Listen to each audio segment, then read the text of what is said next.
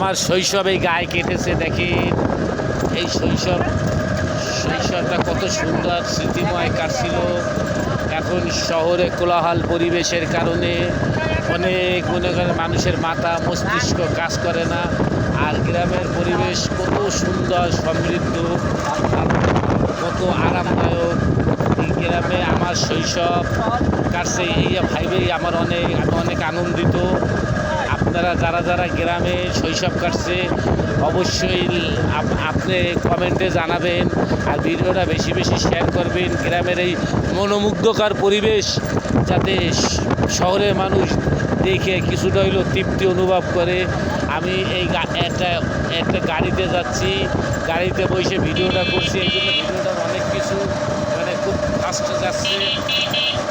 এই পরিবেশগুলো আপনারা দেখেন।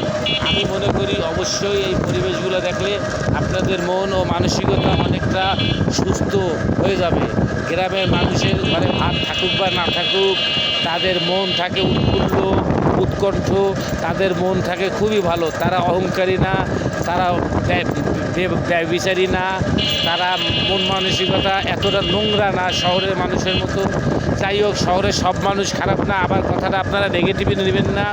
শহরের বহু মানুষ আছে এত মন মানসিকতা ভালো, কিন্তু খারাপের সংখ্যাটাই শহরে বেশি থাকে।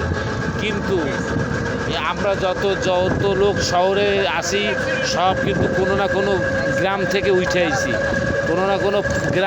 উঠে আইছি, যার কারণে আমরা শহরের মানুষের সাথে মিশতে আমাকে মেন্টালিটি শহরের মতো কাজ করে। কিন্তু যারা গ্রামে সুন্দর ও সমৃদ্ধভাবে বাইরে ওঠে তাদের মন মস্তিষ্ক মানসিকতা সবই ভালো ও সুন্দর থাকে। ধন্যবাদ।